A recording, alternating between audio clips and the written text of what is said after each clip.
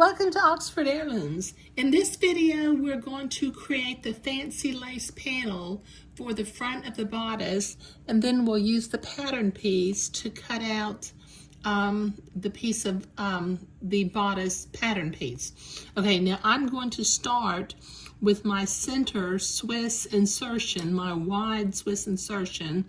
Then on either side of the insertion, I'm going to attach some insertion lace. Then I will sew on some entredo, and then I've got both of my pieces of fabric over here, but I will attach a piece of fabric on either side, and then I'm going to sew a few, either 3 or 5, I haven't decided yet, pin tucks using a twin needle. Okay, so let me put my entredo out of the way for just a minute. And I'm going to bring my lace over here on the right side of the sewing machine. Okay, and I can move my fabric out of the way temporarily also. Now, I've got my piece of Swiss insertion, my wide Swiss insertion. Now, you'll notice I've got the word top spelled out here on the top. And the reason I do that is, for the most part, Swiss insertions, they have a front side and they have a bobbin side. And if you look very, very closely at some of the detail, it's very much of a satin stitch. But when I look on this side, I can see the bobbin stitches. So that's how I know that's the top. And I spell out the word top because if I just put the letter T is symmetric through the fabric. Okay, so I'm going to start by trimming the excess batiste away from one side of my wide Swiss insertion. Just use your embroidery scissors and trim it carefully.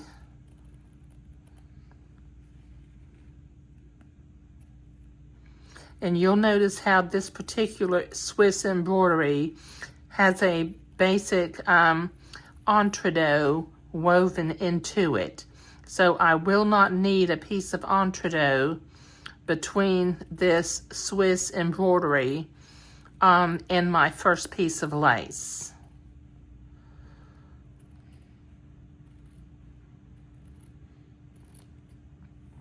Okay, got that trimmed off. Okay, now my lace. As you look at the pattern on here, it is not directional. It doesn't flow in one direction or another. But as I look at the front and the back of it, it is a Moline lace. Can you see those little fuzzies on this side? So this is the top of the lace. So as I insert this lace next to the Swiss embroidery, I've got to make sure that my tops and my tops match up with one another. So let me set my machine to a zigzag in the appropriate stitch length and stitch width for sewing entredo. Then I'll button my lace up next to my entredo.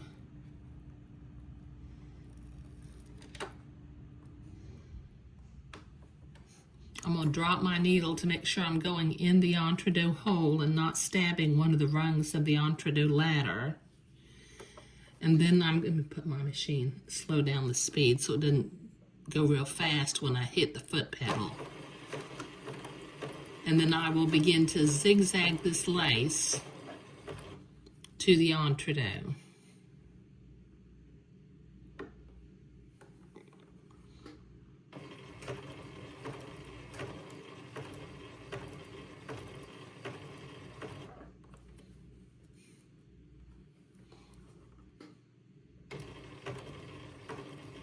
And just go in the entredo hole on the left and just catch the header of the lace on the right.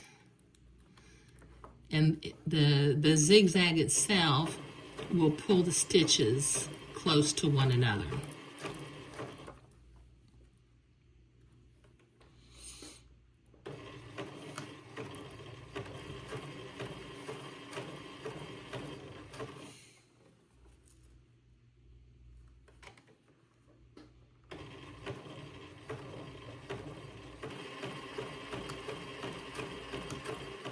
Okay, this is going to take me a minute to get to the end of this piece of embroidery, so I'll be right back. Okay, that looks really pretty. Okay, I got that sewn on. Okay, so I'm going to turn this over, and once again, I'm going to trim this excess batiste away from the edge of the built-in entredo ladder, or the sewn-in, I guess is what it really is, not really built-in. Nobody used any hammers and nails.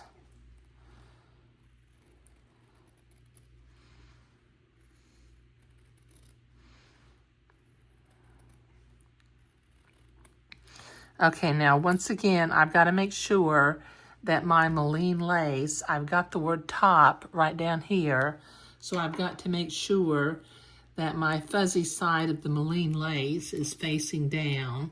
And since this is not directional, I don't have to worry about matching it up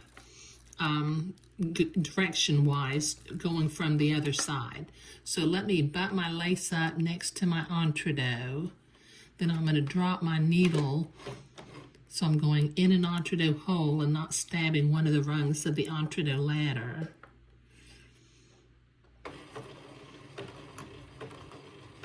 And I'll begin to zigzag this other piece of lace on.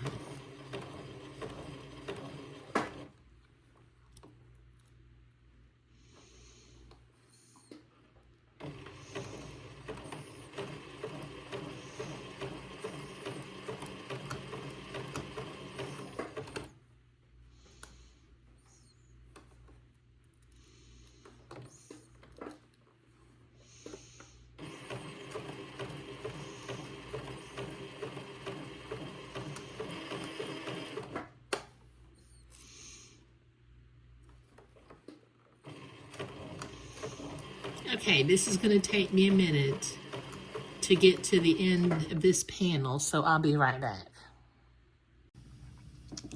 Okay, I've got a piece of lace zigzagged onto both sides of that Swiss embroidery, and while I was off camera, I cut and pressed and starched two pieces of entredo that are roughly the same size as this particular panel.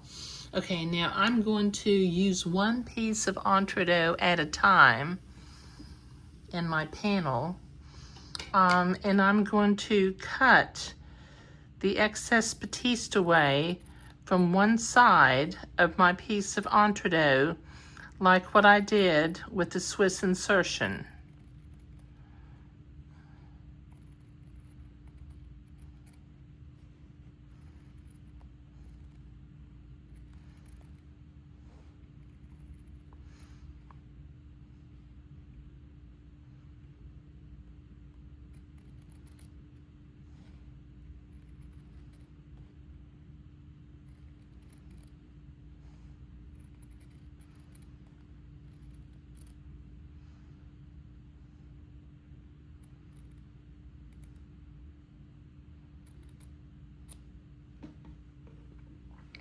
Okay, now like before, I'm going to bring my entredo and my lace panel over. Let me bring my camera back over this direction. And I'm going to butt my entredo up to my piece of lace. Then I'm going to drop my needle to make sure that I'm going in an entredo hole and not stabbing one of the rungs of the entredo ladder. And then slowly, let me find my foot pedal. I'm going to begin to zigzag this entredo to the lace.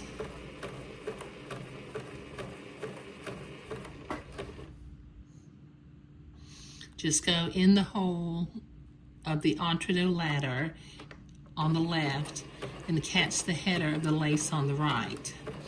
Now you don't want your zigzag to be too wide so that you grab too much lace and lose some of the detail of your lace.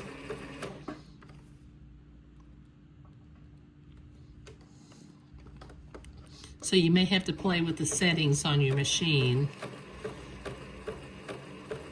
And then you can do like me, you know, print it on a piece of paper and use a piece of packing tape and tape it to the top of the sewing machine so that you've got your settings where you can see them to be reminded each time you need to sew entredo and lace together.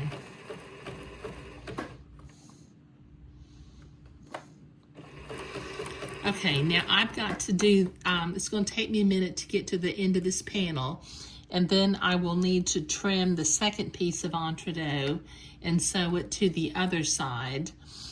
So let me do that off camera, and I will be right back. Okay, I've got that entredo sewn to both sides of the lace panel. Okay, now it's time to bring one of the pieces of bodice that's going to be the outside edges of the bodice and sew it to the entredo. So I'm going to pin this bodice piece to the entredo on either side, making sure that when it opens up this way, my word top is on the outside, because otherwise you may end up with your bobbin side of the Swiss insertions showing along with the fuzzy side of the Moline lace. That is, if you use Moline laces. But I did, so I have to be careful.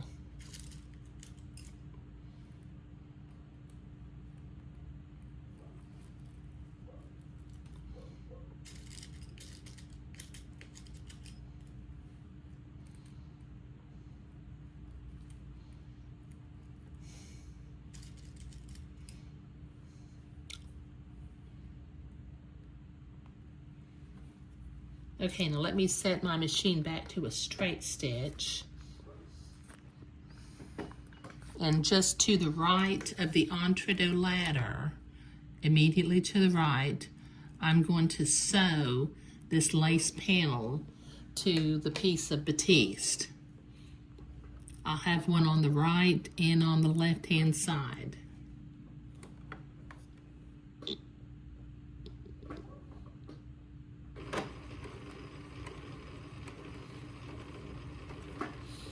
Take your pins out as you come to them.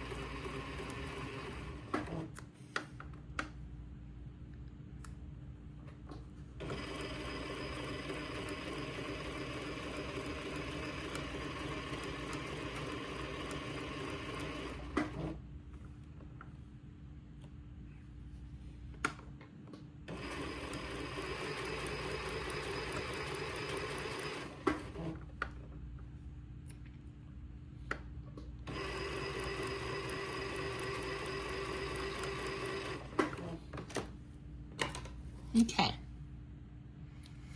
All right, now I need to go to the ironing board and press my seam toward the bodice so that I can come back and zigzag my entredo seam again. So I'll be right back. Okay, as you can see, I've got that seam pressed to the inside of the bodice section. Now I'm going to set my machine for a zigzag again and reset it for sewing entredo, and then I'm going to zigzag this seam. Oh, I just unthreaded my needle. Well, I'm going to zigzag this seam after I rethread my needle, so I'll be right back. Okay, mission accomplished. I've got that needle rethreaded. Now I'm going to zigzag this entredo seam into place.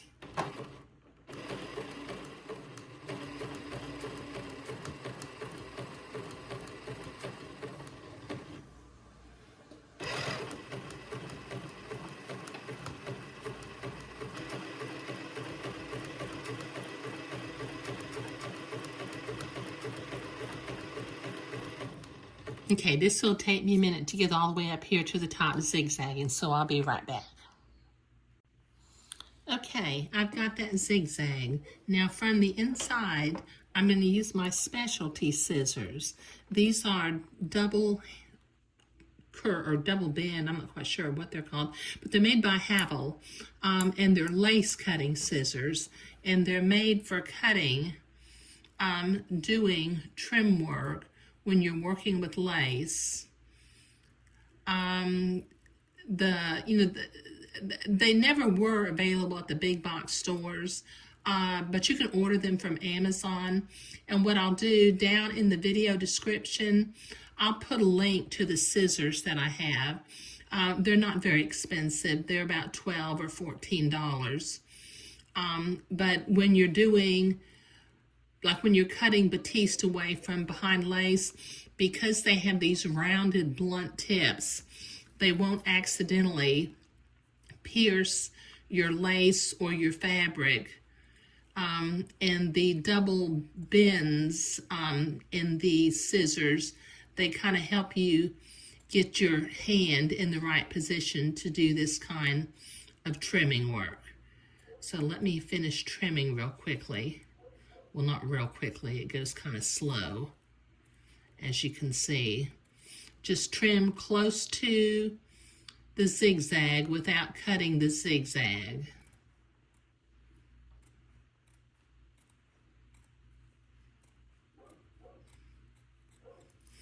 Okay, got that trimmed.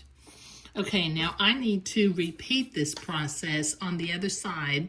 I need to take my piece of batiste and pin it into place so that when it opens up, the word top is at the top, and my Moline laces are facing the back.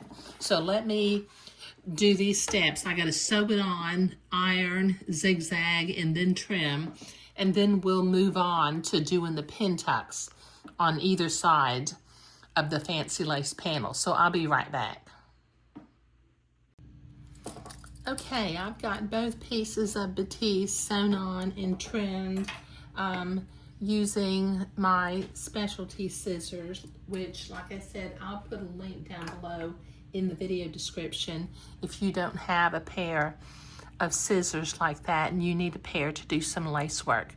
Okay, now it's time for me to use my twin needle and sew a series of pin tucks. I'm going to start out by sewing 3 pin tucks and see how I like it.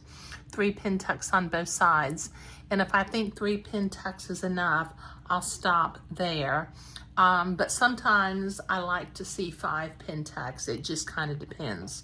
Okay, so now the twin needle that I'm using is made by Schmetz, and it's their size 2.080. And I will put a link to Amazon down below in the video description for the size twin needle that I'm using, because twin needles come in all kinds of sizes. And you know, for heirloom sewing, you need a specific size. Now, how I determined the distance away for these friction erasable pin lines that I've drawn, I measured from the edge of my Swiss insertion to the outside edge of my entredo, and that was 5/8 of an inch. So I used my ruler and I measured from the outside edge of the entredo out to 5/8 of an inch, and I drew a couple of little dots, and then I lined them up and drew a line. Okay, you know, there's no hard and fast rules for how far apart to do pin tucks. You know, it's just kind of, you know, whatever, you know, knocks your socks off, I guess, and whatever visually looks right to you. Okay, so I'm going to sew my first pin tuck. I'm going to keep my friction erasable pin line right immediately in between my twin needles. I've got it set with 2 threads on the top of the machine and 1 thread coming out of the bobbin. So let me begin to, let me put my machine on slow. You want to go slow with twin needle because they're fairly expensive and you don't want to break them.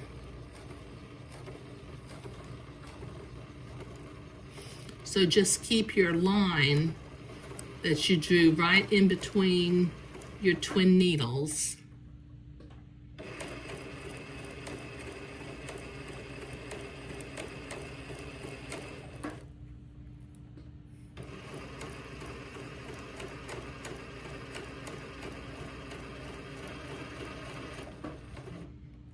And when you press it, that friction erasable pin line, since it's on the crease of the pin tuck, it will disappear. And if it does happen to ghost back up on the fabric, it's in a spot where it won't matter.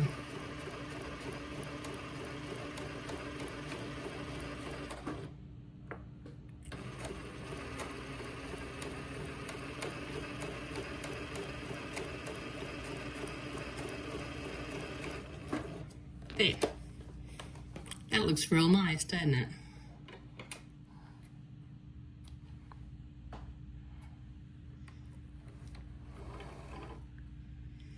Okay, now I could use a pin tuck foot, but I'm not going to. What I'm going to do is I'm going to use the spacing of my presser foot to know where to make the next pin tuck. So I'm going to line my presser foot up, and it's going to be butted up right next to this first pin tuck.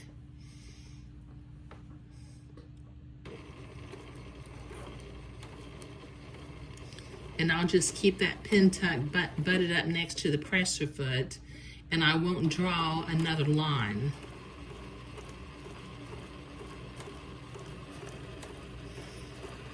I'll just use the first pin tuck to guide me on the second pin tuck. And then I'll use the second pin tuck to guide me for the third pin tuck. And then if I continue on to pin tuck number 4 and number 5, I'll just do the same thing.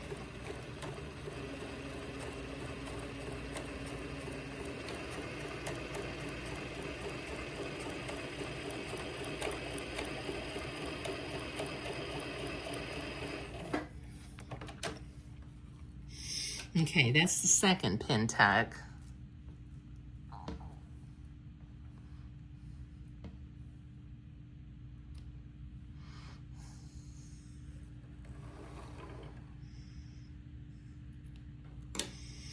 Okay, now I need to do the same thing and sew my third pin tuck.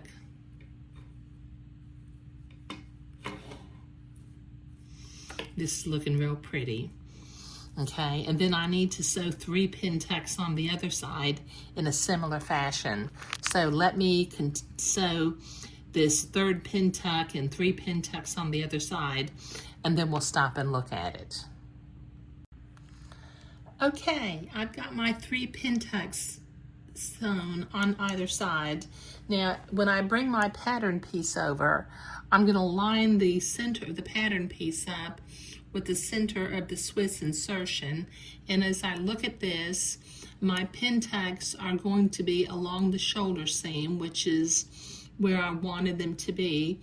But I'm sitting here thinking that if I do a 4th and a 5th pin tuck, the 5th pin tuck is going to end up being a little bit too close to this armhole seam, a little closer than I would like for it to be. So I think I've decided that 3 pin tucks is fine.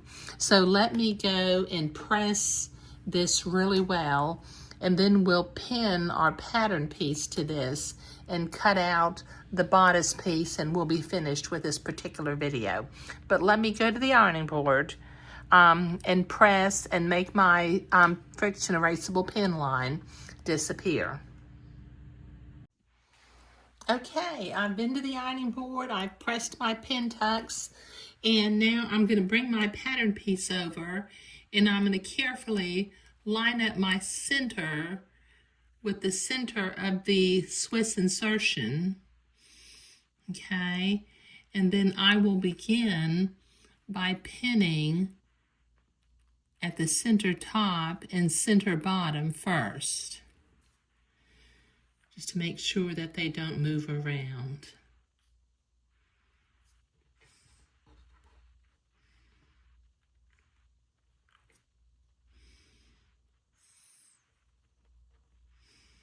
There we go.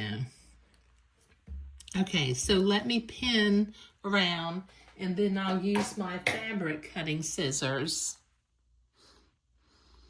to cut this pattern piece out. So I'll be right back. Okay, I've got that cut out. So I can go ahead and unpin my pattern piece now.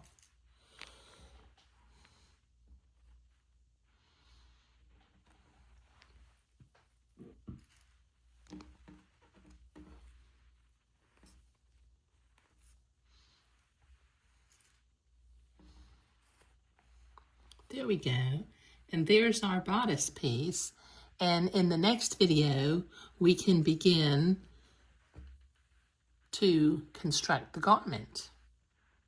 But in this video, we were creating the fancy lace panel for the center and determining how many pin tucks to sew. And I think that 3 pin tucks on this particular pattern will be just perfect. They're not getting too close to the armhole. And they're, I use the spacing between the entredo, the edge of the entredo to the other edge of the entredo to determine the spacing for the first pin tuck. Okay, thank you.